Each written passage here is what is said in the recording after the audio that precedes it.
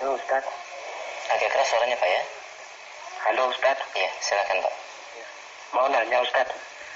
Iya, silakan. Katanya kalau ada orang meninggal itu rohnya masih di rumahnya sampai 40 hari Ustaz. Apakah itu benar Ustaz? Itu saja Bapak? Iya. Baik. Assalamualaikum.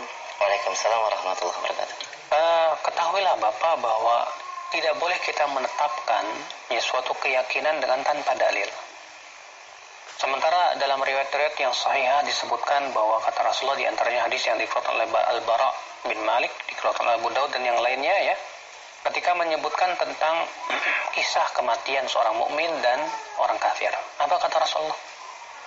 Ya, seorang mukmin apabila hendak meninggal dunia akan didatangi oleh malaikat yang wajahnya putih bersih.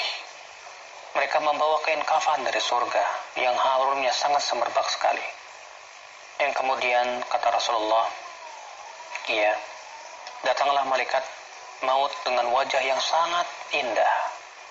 Lalu kemudian ia duduk di sisi kepala mayat si mukmin tersebut. Lalu ia mencabutnya.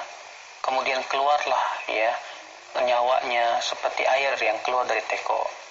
Ya, setelah sakitnya sakaratul maut itu. Kemudian setelah keluar, langsung malaikat-malaikat yang membawa kain kafan itu mengambilnya dari tangan malaikat maut dan disimpannya dalam kain-kain kafan surga. Kemudian dibawa naik ke atas. Setiap pintu-pintu langit dibukanya. Dan setiap langit itu diikuti oleh malaikat muqarrabunnya. Ya, dan para malaikat di langit berkata, mayat siapa ini? Begitu wangi sekali. Sampai ke langit ketujuh. Lalu Allah berfirman, kembalikan ia ke bumi. Karena dari bumi aku ciptakan dan kepada bumi aku akan kembalikan. Lalu ia pun dikembalikan ke jasadnya.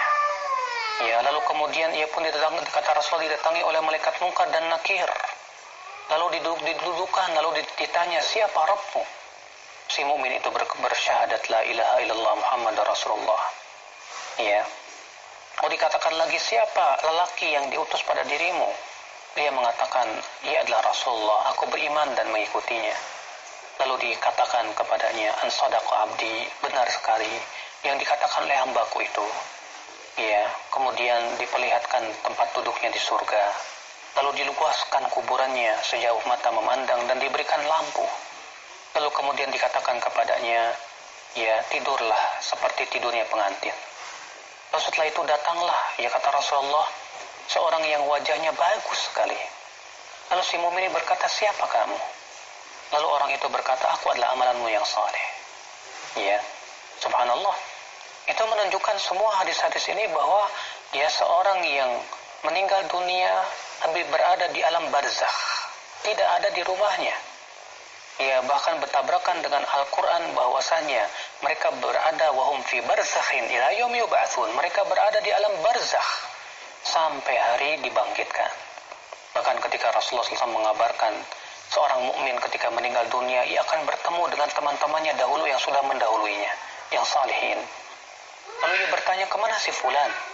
Kata mereka, ia dibawa ke neraka Hawiyah. Subhanallah. Ketika ia mendapatkan kenikmatan yang besar, si mukmin berkata, ya Rabb, kembalikan aku ke keluargaku.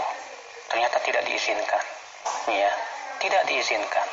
Sementara dikatakan ia kembali ke keluarganya, kemudian ia tinggal di rumahnya 40 hari. Subhanallah. Ini keyakinan yang aneh sekali, butuh kepada dalil. Mana dalilnya? Sesuatu yang gaib jangan ditetapkan oleh adat istiadat atau kata anu, kata fulan dan yang lainnya. Tidak bisa ya akhi. Ya, justru dalil-dalil tidak menunjukkan kepada hal itu. Allahu a'lam.